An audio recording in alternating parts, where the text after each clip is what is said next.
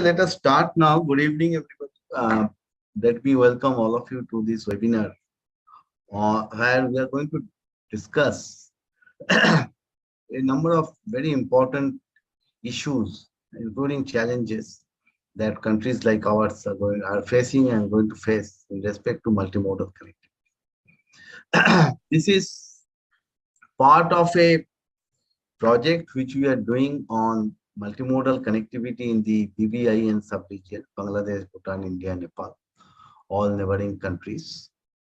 And this project is supported by the Foreign Commonwealth and Development Organization of the United Kingdom, whereas ADB, Asian Development Bank, the South Asia Department, Mr. Hayasi, is a knowledge partner in this project. And I must say in the very beginning that we have received excellent support from both FCDO and Asian Development Bank in executing this work. So here we are looking at more at as against the technical work, or rather more technical work, which agencies like Asian Development Bank or the World Bank or various other agencies they do. Our work is much more grounded, and we are looking into the political economy aspects of connectivity in general and multimodal connectivity in particular. Now, let me spend a minute or two on what exactly we are trying to do. You see, one of the reasons why we understand that in our part of the world, such projects, while they are very, very important, very much needed, they also face a lot of resistance on the ground. One of the reasons for that local population, local people are not often engaged with when the projects are envisaged, project reports are prepared, or detailed project reports are prepared. This is also because that once we see, let's take for example a bridge over a river, while that is very important in any case, in any bridge, for enhancing connectivity between two locations to begin with and then multiple locations. It is also important to see that whether as a result of that bridge, some people's livelihood may get affected, negatively affected. So they may resist such changes. So what we are trying to do is looking at various initiatives which are taking place in this sub-region, various connectivity initiatives. So whether it is roadways or waterways or railways, these three in particular, and also looking at their multimodal aspects, how they can get interconnected with each other. We're also looking at what kind of possible safety nets which we can think of while executing such projects. So this is what we are trying to do. And while doing it, we're also trying to see that what kind of lessons that this sub-region can draw from various other parts of the world, particularly our extended neighborhood. So we have Southeast Asia on the one hand, on our east, and we have Central Asia on our west. A number of similar, not same, similar initiatives, multimodal or connectivity initiatives are going on in these regions. So we have picked up some of them to understand what could be the possible key learnings that we can have from those initiatives. So we looked at 4 such initiatives, including one in this region, because we think that that's very, very important for our future growth and development.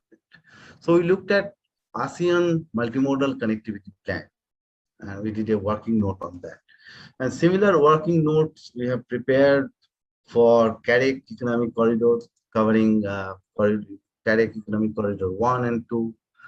We also looked at the GMS railway network and what possible lessons that we can draw from that initiatives. These two, the last two, CAREC Economic Corridor and GMS railway network, they are ADB-led, ADB-initiated initiatives. So that's also a linkage that we are very keen to look at.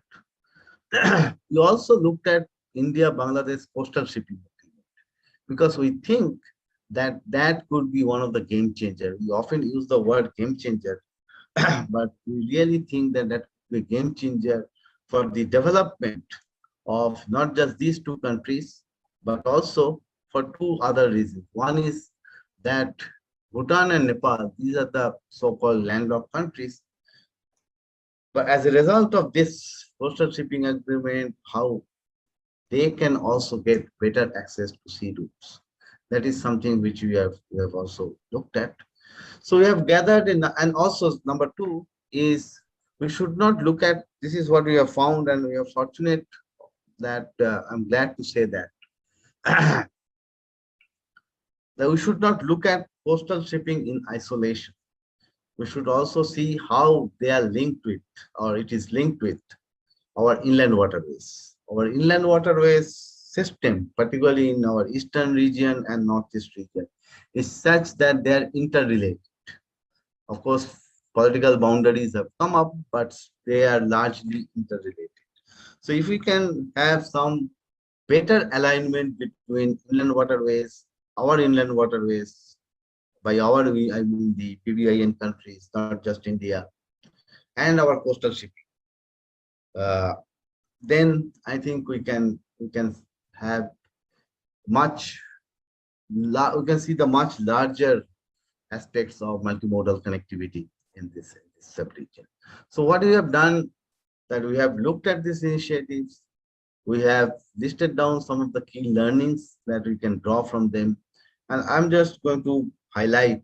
Uh, I'm sure that most of you, if not all of you, have at least looked at those key learnings which we have drawn from those initiatives.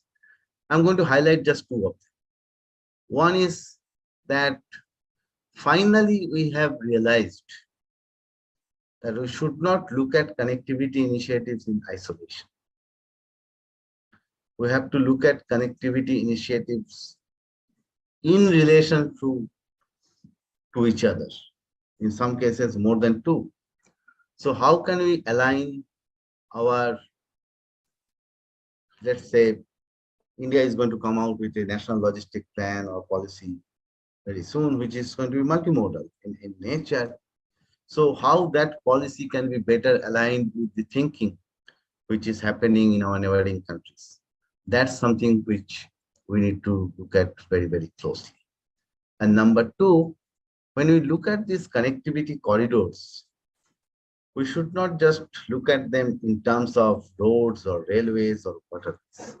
We should see how they are linked with existing as well as potential future production centers. And this is very important because one of the reasons why our part of the world, this sub-region, is not that competitive as compared to many other countries, particularly in Southeast Asian countries, is because our logistic cost is very high. And our India's national logistic plan, which is going to come this month, today is the first of the month, is envisaged to reduce that logistic cost by at least 5% over the next 5 years. And then going forward by 8 to 10% over the next 10 years. So this is the reason why we should look at, why we looked at those initiatives. And obviously the third reason is that they are all multi-country initiatives. So as you know, BBIN sub-region, we are still to see the motor vehicles agreement. The framework agreement, of course, is there, but the protocols, which are also there, they have more or less been finalized, but we are still to see that the agreement is yet to come to the light of the day.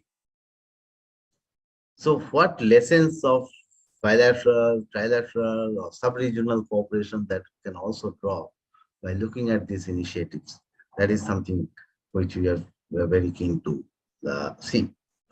Now, in today's webinar, we have two excellent, very knowledgeable speakers. We have Mr. Dongxiang.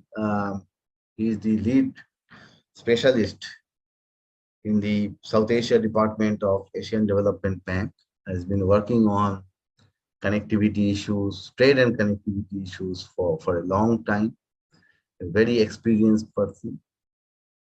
And he is going to talk about another very important initiative, which we should look at in this context, which is the BIMSTEC Transport Connectivity Master Plan.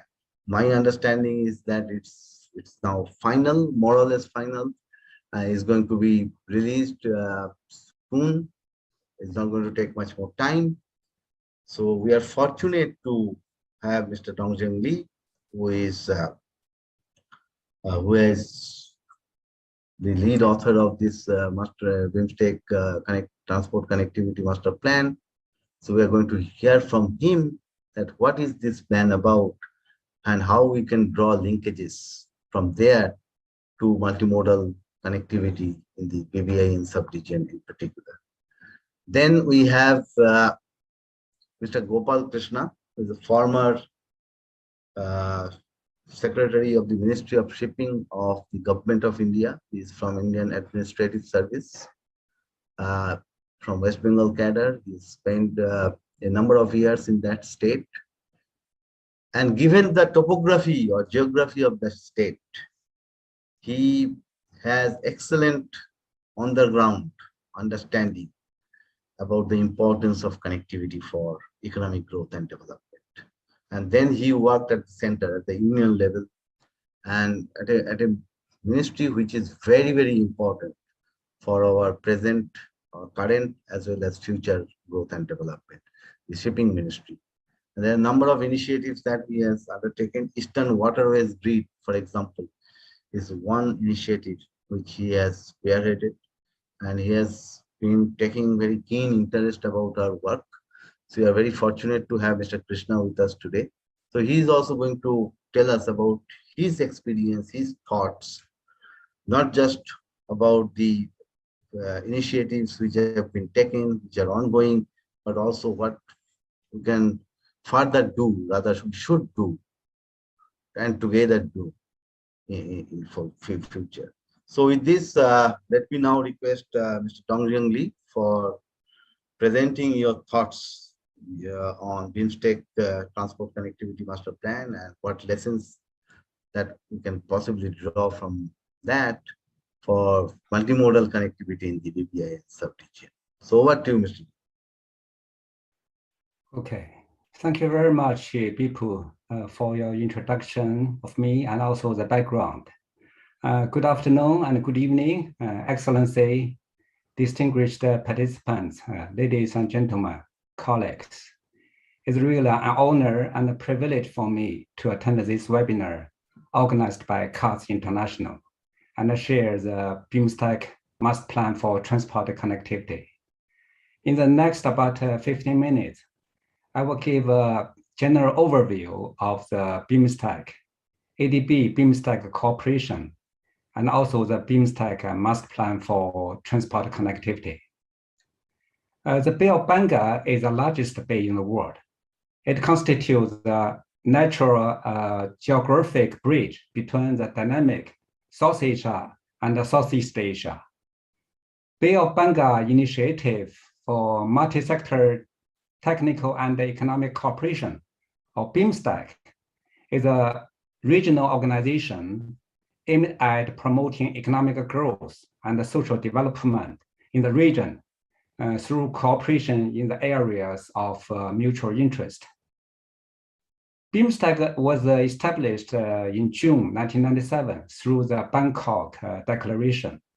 And currently, there are 7 member states, 5 in South Asia, BBIN plus Sri Lanka, Bangladesh, Bhutan, India, Nepal plus Sri Lanka, and 2 in Southeast Asia, which are Myanmar and Thailand. The total population in this region is 1.7 billion, over 20% of the world total population. However, the regional GDP is only 3 trillion US dollar, about 4% of the global GDP. If we look at the intra-regional trade, the trade among the region itself which is an important indicator for measuring regional cooperation and integration level. It was only about 6% in the year 2019, where the indicator for ASEAN country was over 20%. So in general, we can say that BIMSTEC region is a less developed and a less integrated sub-region. ADB, or Asian Development Bank, has been an important development partner of the BIMSTEC and has been supporting BIMSTEC since the year 2005. ADB supported the organization of the third BIMSTEC Summit in March 2014, and also is a relevant side events. ADB also strengthened the capacity of the BIMSTEC Secretariat, which was established in Dhaka in the year 2014, including setting up its official website. ADB also helped establish the BIMSTEC Transport Connectivity Working Group, or BTCWG, and helped organize all the BTCWG meetings so far. ADB also helped BIMSTEC to develop important knowledge products, including the BIMSTEC transport infrastructure and logistics study in the year 2007, and also is updating and enhancement in the year 2014. In August 2019, ADB approved a new TA in the amount of $1.5 million to support BIMSTEC to carry out a study in the area of tourism promotion, trade facilitation, and financing for transport connectivity. The TA also support knowledge sharing and capacity building programs of the BIMSTEC Secretariat and also the member states. To further promote ADB BIMSTEC cooperation, an ADB BIMSTEC Secretariat MOU has been finalized and is expected to be signed this year after it is approved by the upcoming 5th BIMSTEC Summit. Now let me touch upon the BIMSTEC Master Plan for transport connectivity.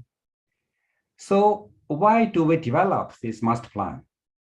There are a few reasons. First is the importance of the transport sector. Transport connectivity is a fundamental requirement for regional cooperation process. A well-established transport network reaps the benefit of a free trade area, including promotion of trade and investment, as well as progress in other areas, such as tourism, people-to-people contact, and cultural exchange. For this reason, transport was included as one of the initial six sectors for BIMSTEC cooperation. Now there are 14 areas for BIMSTEC cooperation in total. Second, transport connectivity is still lagging behind in the BIMSTEC region, which is hindering efficient movement of people, goods, and service. So improving transport connectivity is key to unlock the growth and the regional cooperation and integration potential in this region.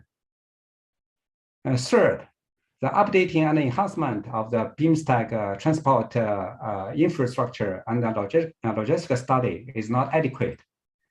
Although it was also endorsed by the ministerial meeting, but it's not an official strategy and is not covering all the transport subsectors. And the time frame was from 2014 to 2020. So it's expired already. So in light of the above, and to further promote transport connectivity, the BIMSTEC leaders are directed to develop a comprehensive master plan for transport connectivity in their retreat in Goa, India, in October 2016. So subsequently, BIMSTEC Secretariat approached ADB for technical and financial assistance to develop this master plan. Now let me briefly introduce the development process of the master plan. From the field of consultation mission in May 2018 until the endorsement of the final draft by the third meeting of the BIMSTEC Transport Connectivity Working Group in December 2020, It takes about 2 years and 7 months to finalize the master plan. So it takes quite a long time. The master plan was officially approved by the 17th BIMSTEC ministerial meeting on April 1st this year.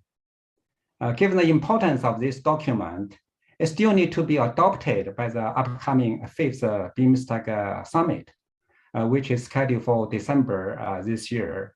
The chair country will be Sri Lanka. Now about the main feature or value addition of this master plan. The BIMSTEC master plan contains broad strategies and actions.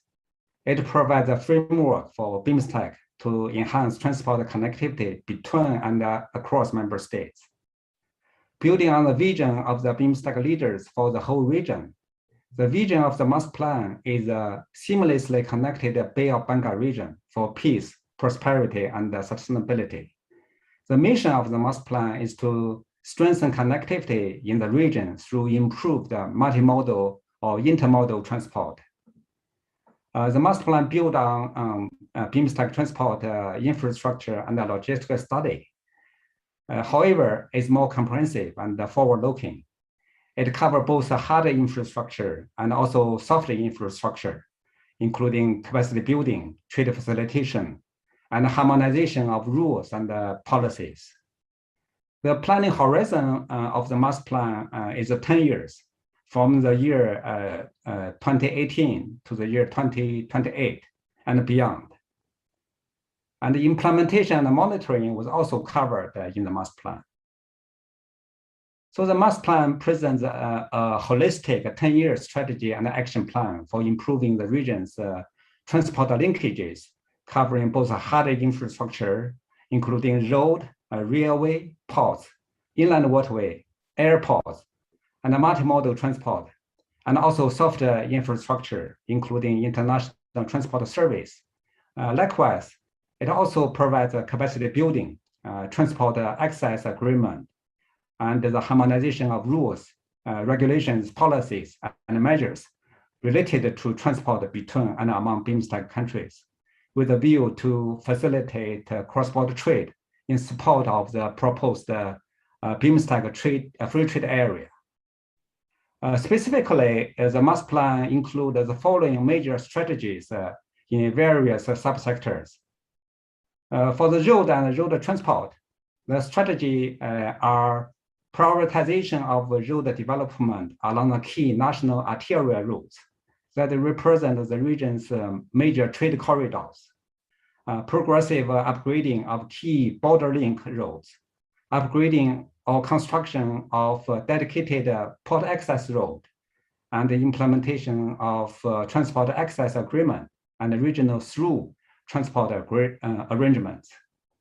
For railway and rail transport, the strategy are prioritization of rail access to ports, land borders, and the inland clearance depots, and the development of rail link between India and the landlocked member states of Bhutan and Nepal. For ports and maritime transport, the strategy are development of new ports and expansion of existing harbor infrastructure to increase the capacity to handle container traffic, and investment in container handling equipment to improve handling performance consistent with global good practice. For inland waterway transport, the strategy are development of a sustainable, economically viable inland waterway transport between member states to provide a multimodal and intermodal connectivity. For civil aviation and airport development, the strategy are demand-based development of airport facility and investment in cargo infrastructure and equipment at major airports. For multimodal and intermodal transport, the strategy are pursuit of initiatives that efficiently combine the use of different modes of transport to establish seamlessly multimodal and intermodal transport linkages. For trade facilitation, the strategy are development of border infrastructure at major border crossings, rationalization of document document the requirements for import and export clearance, and the promotion of mutual recognition and agreements, upgrading of ICT system, and the establishment of national single windows, and adoption of advanced logistic system to reduce the distribution cost and time. For human resources development, the strategy are provision of training to enhance the capacity and the skill of people engaged in the transport sector, trade facilitation, border management, and other related sectors. To achieve the goal of these strategies, the master plan identified many projects. In total, we identified 141 flagship projects. And also, we identified 267 projects in the long list. The resources required to implement these projects are substantial. At least $47 billion and $124 billion will be needed respectively for the BIMSTEC country to implement the flagship projects and the projects in the long list. Where developing the master plan is challenging, implementation will be even more challenging and also more important.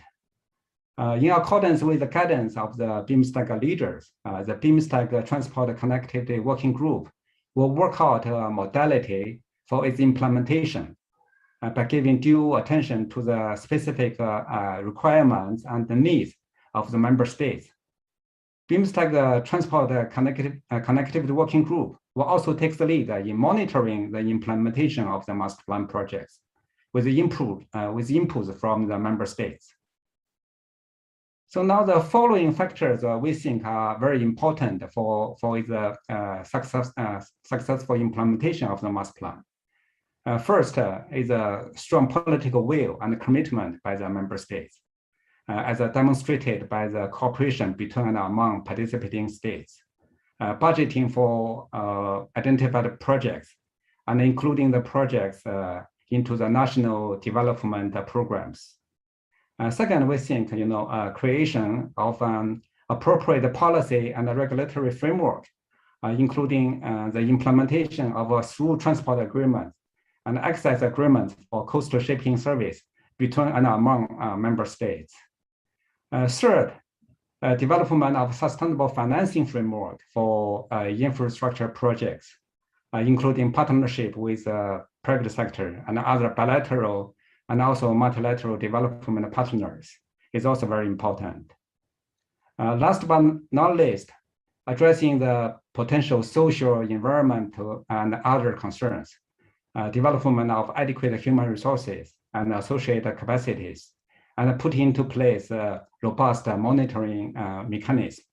We think all these factors are very important for successful implementation of the master plan. So this is my brief introduction of the BIMSTEC, ADB's cooperation with the BIMSTEC and the BIMSTEC master plan. Thank you very much for your attention. Thank you, Dongxiang, for this very comprehensive overview, I would say, of the BIMSTEC Transport Connectivity Master Plan.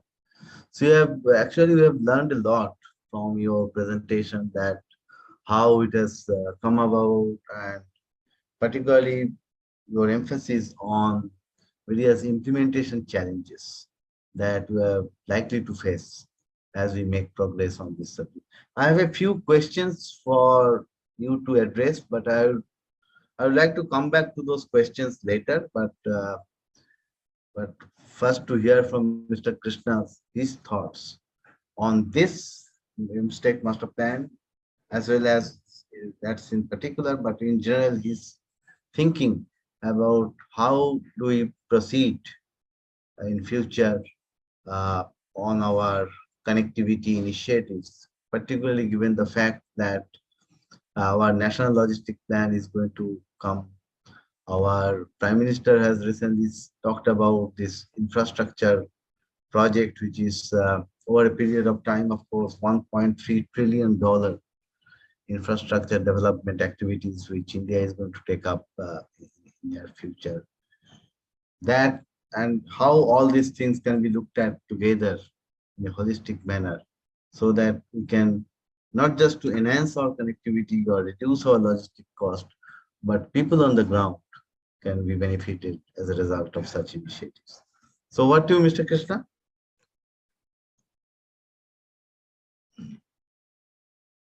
Sir, you have to unmute.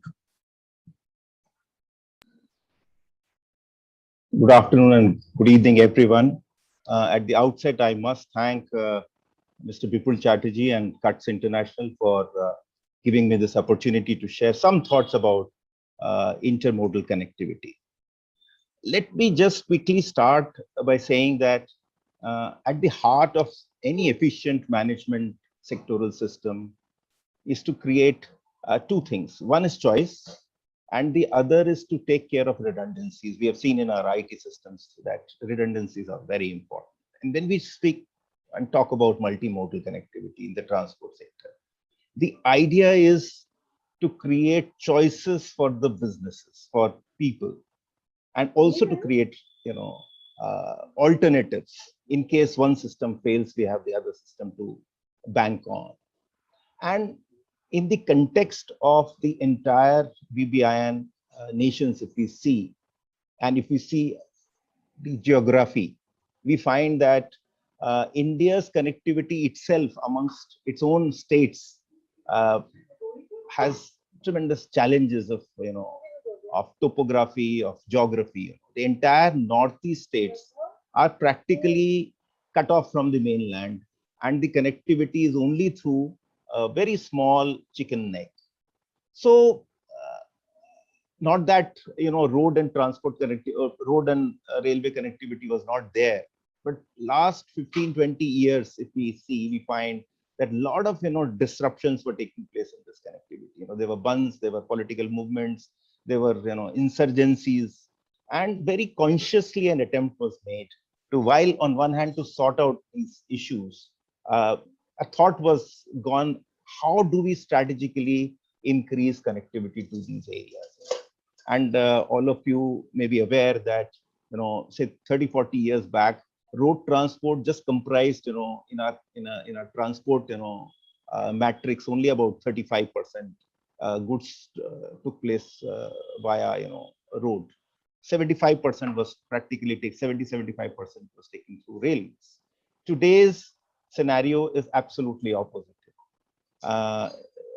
The matrix has reversed. The road transport sector has grown at leaps and bounds tremendously, and practically today, if we find 66% of our movement of cargo takes place via road. Road has developed quite a bit. Railways is now next with that about 20-25%, but the inland waterways only takes 5 or 6% of the space. Whereas the entire east and the northeastern region provides two big river systems. The Ganga Padda we call the same river in Bangladesh when it enters Bangladesh.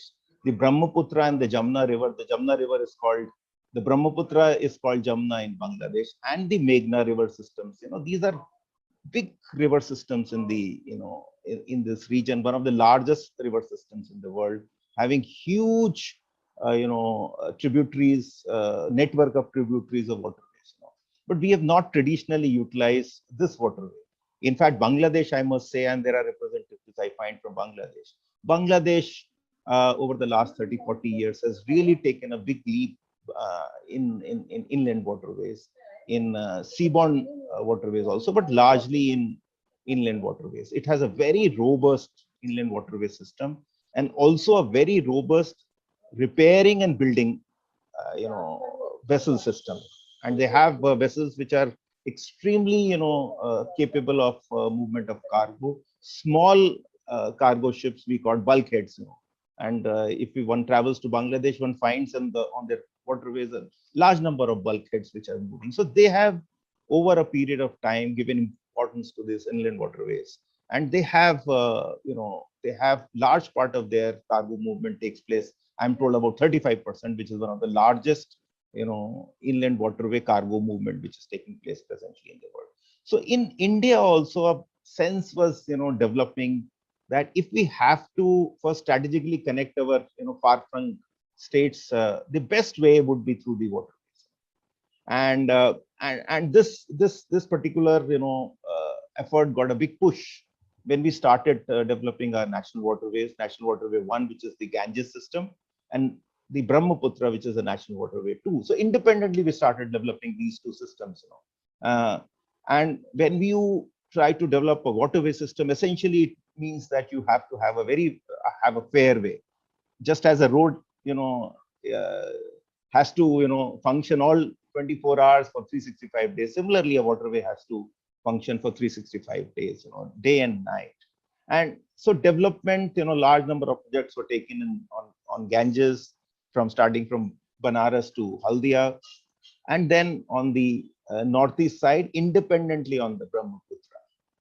But once these projects got, initiated, then an idea emerged that if we connect these two river systems through, again, an existing system, which is inland waterway system, which is existing in Bangladesh, then the entire system will give much more value. The value addition to the entire sector would be much, much more enhanced. And that's how this whole Eastern Grid Waterway Connectivity Project started taking shape. And Bipul had mentioned right in his opening remarks that if we then see from the perspective of the other two states in the region, Bhutan and Nepal, they are absolutely landlocked countries. They require for their intercontinental trade, obviously, ports to be used. Again, there was connectivity through road and rail, which was absolutely choked. And again, the idea emerged that why don't we use the existing waterways, which we are developing in association with, in collaboration with Bangladesh. Why don't these two countries? And therefore, an integrated development of the entire waterway system in the area emerged a few years back. The projects are now, underway. A lot of work has been done, but obviously it throws a lot of challenges.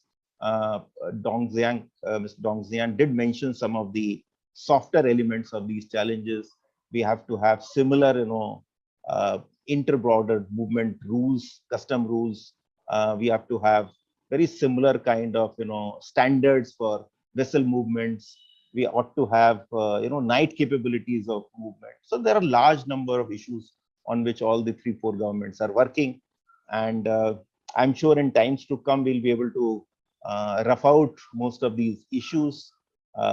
And this will lead to a greater, connectivity, which will benefit not only general economy, create jobs, but obviously the businesses. So what is now needed is that how do we involve the common people in this effort of ours? As Bipul had mentioned, that's very critical. And inland waterways, I must, admit, throws up so many, positives. India issues the largest number of visas to Bangladeshi, nationals. Bangladeshi nationals come in large numbers for medical treatment for a lot of reasons. If we allow vessel movement, we already have a passenger, transit agreement with Bangladesh. If we allow passenger movement on waterways, large number of people can then travel in a very legal and quick way between the two countries. So the waterways does offer a tremendous, opportunity for all the 4 countries. The opportunity may be larger for 1 or 2 countries. It may not be that huge for some. Bangladesh, obviously, and India would be the major beneficiaries of the system. Bhutan to a lesser extent, and Nepal again largely will get benefit because there is a lot of congestion on our ports. So Bipul, I think so. This is my initial thoughts, and if there are any questions, I'll be glad to answer them. Thank you, sir. Thank you for placing your thoughts. I mean, these are very important if we want to look at it, this whole subject in an interconnected manner, I would say. Now, I have a couple of questions for you, sir, but I would come to those questions, and also for Dongxiang. I have a couple of questions, but I would like to come to them, pose those questions towards the later stage. I mean, we still have about minutes to go. I think we have enough time. We have our guests, our participants from Bangladesh. Other than India, we have from Bangladesh, Bhutan, and Nepal. So I would really, I'd be interested to hear from them about what is their thoughts on multimodal connectivity involving all these four countries. So, for example, we have Mr. Manohar Hussain, who is a very old hand, very senior official of Bangladesh Inland Waterways Transport Authority. Manohar bhai, if you are there, if you have any questions, or Mr. Subedi from Bhutan, you can unmute yourself and pose your question.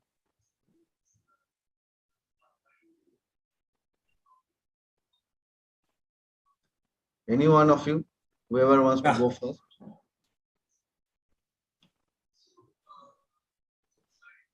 So, it's embarrassing. I just participated in this session just to hear from the, your speakers, and I was very much, I was very much benefited by listening your speakers, but I had no idea that I'll have to talk. But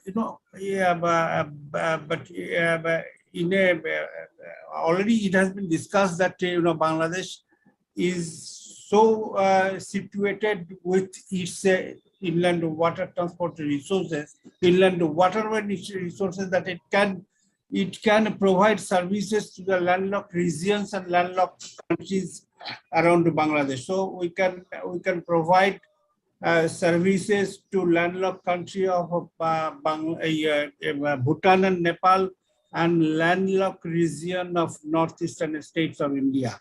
And I think everything is going well between the countries, the BBIN consensus and the bilateral relationship between Bangladesh and India. You know that Bangladesh and India recently, in May 2020, a new addendum have been annexed to the protocol, and the route between Dhulian downstream of Farakka up to the Brahmaputra and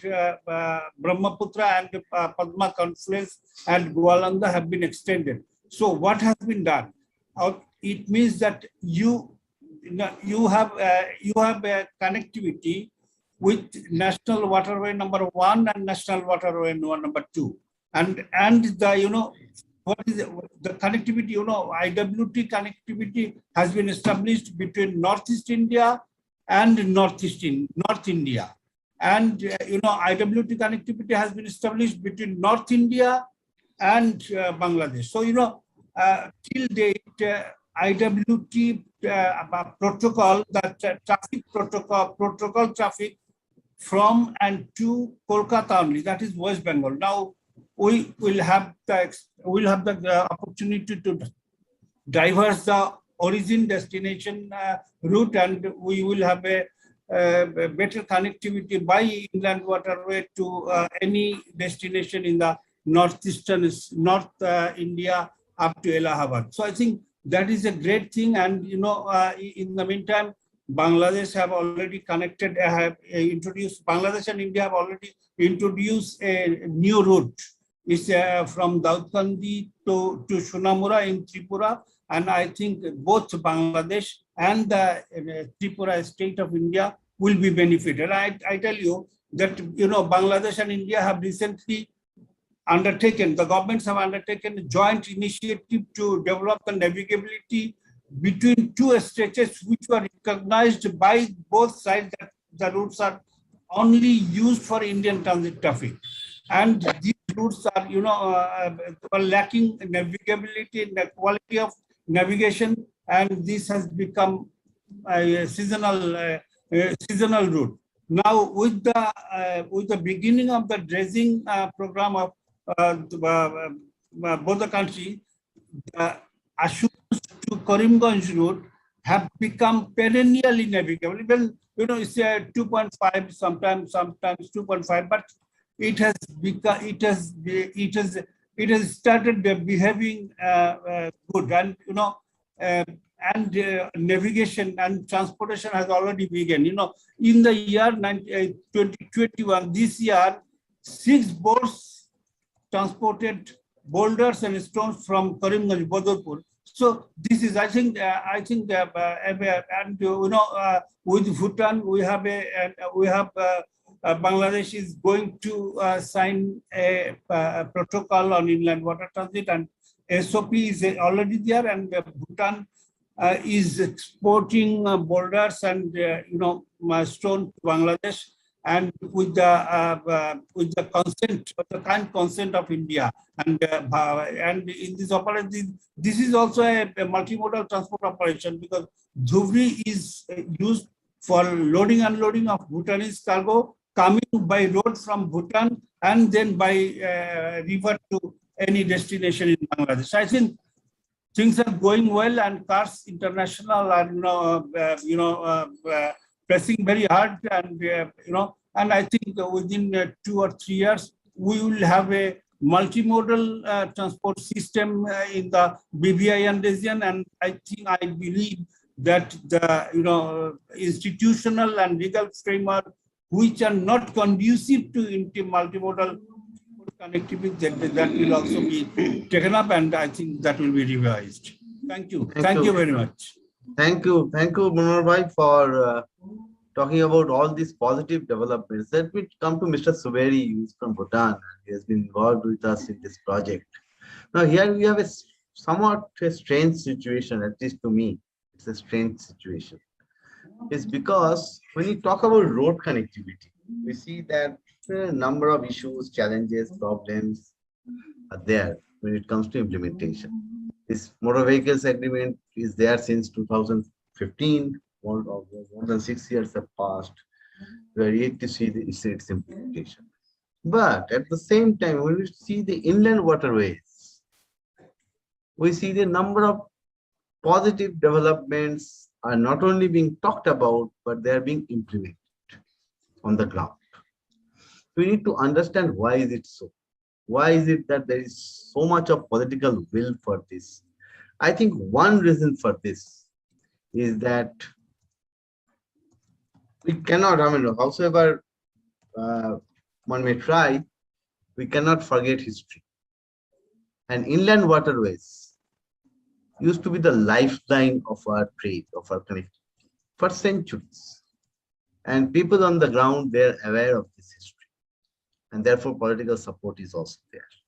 Now, when we are reviving that, it's relatively much easier for us to do it. Same may go for roads also, but somehow, or railways, but somehow it is not happening in a manner in which railway is slightly better as compared to roadways. Somehow it's not happening in the manner in which it should have happened. Now, Mr. Suberi, you know that Bhutan and Bangladesh has come to an agreement for Bhutanese cargo or Bhutanese goods to be transported via waterways from Dhubri to Bangladesh, and then from there to Chittagong and Mongla Port. So how you think that it is, if I may pose a question, how you think that it is benefiting the Bhutanese economics? If we can hear your thoughts, that would be great. Thank you, Bipul ji. Thank you so much, and hello to all the participants who are attending the webinar this evening. In fact, it was very refreshing to hear Mr. Lee providing a total chronology of events leading to the development and approval of BIMSTEC Transport Connectivity Master Plan. This was because I have had the distinct privilege of attending at least 2 of the 3 meetings of the working group on the BIMSTEC Transport Connectivity, including the last one that finalized the master plan. I think that was back in 2018, September, October in Bangkok. Indeed, it was a distinct experience. And indeed, I'm happy to understand now that the master plan has now been approved as of April this year. That is what Mr. Liu was mentioning. Of course, waiting for the final endorsement by the BIMSTEC Summit. For Bhutan, I think my focus is going a little bit towards BIMSTEC, but I will come to Bipul Das' question as well. For Bhutan, besides road transport, railway connectivity and inland water transport are also included in terms of achieving multimodal transport connectivity. That's part of the BIMSTEC. While inland water transport has made significant progress, and Bhutanese traders piloted the use of Dhubri River Port. I think that was last year on July. Was it 2019 or 2020? I'm beginning to forget, but definitely July 19th was the date the first consignment was piloted from Dhubri, destined onward to Bangladesh. However, this remained as a pilot and it could not continue because of many difficulties, perhaps in terms of infrastructure, in terms of access, a highly congested town area, which had to be bypassed to reach the river port. Therefore, it has not been used after that first piloting. Of course, the good news is through some initiative by CARS as well as other initiatives, 2 additional river ports of Jogigopa and Pandu have now been recognized by the Government of India and will hopefully receive urgent attention from the Government of India in terms of developing infrastructure and other facilities. Coming to the other larger issue of railway connectivity, I think unless the Government of India comes in, it will neither be desirable nor feasible for Bhutan to invest in development of railway infrastructure in India for providing connectivity onward to the Bhutanese border towns. So that is a huge concern. I do not know what is the thought currently at the political level, but this is railway connectivity remains as one of the priority projects for Bhutan in the BIMSTEC master plan as well. And we had to really bargain hard to requesting to include this particular aspect while developing the master plan. And I'm quite happy about the outcome, definitely. Air connectivity, when it comes to multimodal transport, doesn't seem to be much of a problem since the sector operates under a very different kind of format, mostly through bilateral agreements. And so far, so good, not much of an issue. Wherever there is a demand, there is bilateral discussion and the approval is granted to operate services to places as feasible. And coincidentally, we also had a discussion yesterday on the subject of multimodal connectivity. That is the initiative of CARS International. Arnav was present as well, and he is fully aware of the outcome of the discussion. And in the meeting yesterday, the private sector came very strongly in terms of sharing numerous of their problems while operating into India or beyond, because the ground reality seemed to be very different, whereby Bhutanese transporters come under numerous challenges while operating into India or beyond into Bangladesh. I don't want to explain the details. I'm sure many of us already are aware of the issues. Now the issue is, how are we going to deal with the issues which we have recognized in terms of many studies undertaken through ADB, through World Bank, and other initiatives. Most of these have sort of remained in paper, but I'm sure some progress has also been made, but a lot more is required to make the system more efficient. Thank you for now. Thank you, Mr. Suberi. So let me now come to the questions that I would like to pose, including that I'm sure that Mr. Krishna is aware how we are looking at one particular location in India, Sahibganj, and see that how Nepal can get connected. via Sahibganj in over the National Waterway 1 to divert some of the traffic from roadways to waterways from Nepal to India, and then from there to either for the domestic market India or out to the rest of the world. Now, I have one particular question from Dongxiang, that you have rightly underlined the importance of what you call software or soft infrastructure, not software, soft infrastructure development, like regulations, the capacity building of local agencies, training, and all these things. So here, I think we need to work very closely with the local agency, not just the central government or the union government agencies, because that becomes, when you look at the ground realities, the main challenge what we see is coming from at the local level, not at the macro level, but at the micro or even at the granular level. So that is something which we need to look at very, very carefully. Now, all these positive developments which have taken place, I'm sure that the INSTEC Transport Connectivity Master Plan is going to give further impetus to these positive developments which are taking place on the ground. And in this context, therefore, my question to Mr. Krishna is that while agencies like World Bank, like ADB, they primarily work with this union government in India. Whereas it's not that they don't work with the subnational government, state governments. They do also work with state governments.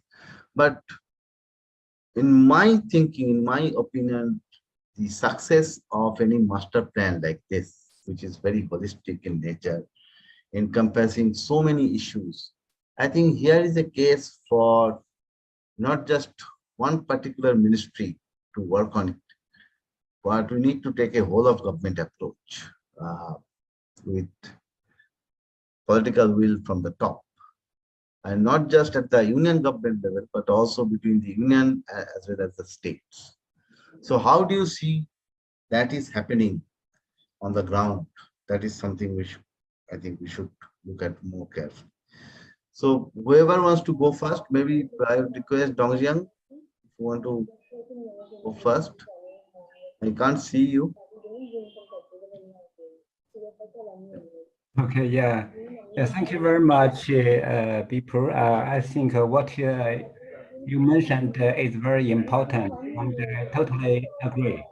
Yeah, on the one hand, we need to pay attention to something at the policy level, at the higher level, at the union and federal level, but also something also important at low level, at the state level, and even how to say county or local level, because usually the issues are more how to say concrete at the local level, and usually the local people, the people at the ground are dealing with this kind of day-to-day works. So enhancing their capacity, I think is very important, and I fully agree that in the future, if it's possible, we would like to also do something not only at the higher level, union and federal level, but also at the low level, state and even county level, something like that, so that we can increase the capacity of the people who are directly engaged in connectivity, not only hard infrastructure but also soft infrastructure. Yeah, this is a very important aspect. I think you rightly correctly mentioned it, and I think it should be our focus in the future. Yeah. Thank you so much. So we'll be in touch with you once you release this master plan, and we'll see that what work we can do together in order to see that there is a better political buy-in for it on the other ground. So, Mr. Krishna, I mean, if I may request you for your thoughts about the See, why it is very important for the federal government and the subnational state governments, even the local governments, all agencies, all these arms have to work together So how do you see it going forward? I couldn't agree more with you than what you have said, that all governments have to work in unison if we have to reap maximum benefit out of any of the sectors in the transport field. But there are regulatory challenges which come in, and let me just quickly mention that Inland Waterway Vessels Act of 1917. Each state in India had its own, act which was governing the vessel movement. Overall, there was this 1917 Act. This created problems by itself because there were different standards on environment, different standards on operation, different standards on inspection, registration, movement, everything. Very recently, the government of India has now come up with the Inland Vessels Act, 2021, which tries to harmonize and standardize, these quite a many of these things across the nation. So this will ease out the regulatory burden for the entire sector. So while it's a fact that all governments have to move together, but there are there are challenges at the legal level which do come in the way, and it's the work of the governments, both at the central level and at the provincial level, to see how to ease out and to how to blunt some of these challenges. And if the sector has to succeed, then we have to work in unison. There is no doubt about it, because responsibilities are split for various things. Flood controls is purely in the hands of the state governments. River systems do produce siltations and flood bearing things. So all governments have to work together, and I think so. The job of the multilateral agencies, jobs of other organizations, is to see how to bring synergies into all these government activities, workings, both at the government level, at the people-to-people level, at the ground level, how to develop that interest into businesses, that if there is something good, then the benefit should then reach to these people. So I agree quite a bit. Thank you, sir. So with that, we are coming to an end. And at the end, I would just want to flag that while all these multilateral agencies, Asian Development Bank, World Bank, and also bilateral agencies, they are doing some excellent work, which is needed for infrastructure development, hard infrastructure development. At the same time, and I may be wrong also, that I think they should also give more emphasis on soft infrastructure development, including regulatory reforms. I mean, developing the capacity of our countries to do regulatory reforms. We do not even have much capacity to do regulatory impact analysis. I think that is very, very important. So regulatory impact analysis and regulatory reforms are going to be very, very important for the success of these initiatives in future. And I think we are going to get much more return from them as compared to what we are getting today. So with that, let me thank you once again. Let me thank all of you for your time, for your participation, for placing your thoughts on the table. And I think this is quite a good learning for us. And this is definitely going to help us in our thinking, in shaping the future activities, not just under this project, our future activities on multimodal connectivity in this subject. Thank you very much. It's already quite late in the evening in Beijing. So I would say good night to you, Dongxiang, and good evening to everybody. Thank you very much. And in going forward, we may do some webinars, but I don't think we're not going to do too many webinars in future, but we'll go back to the physical or hybrid mode, so as to say. We hope that the normalcy is going to return sooner than later, before the end of this year at the earliest. So thank you very much, and let me take this meeting to its closure. Thank you. Thank you. Thank you very much. Bye. Yeah.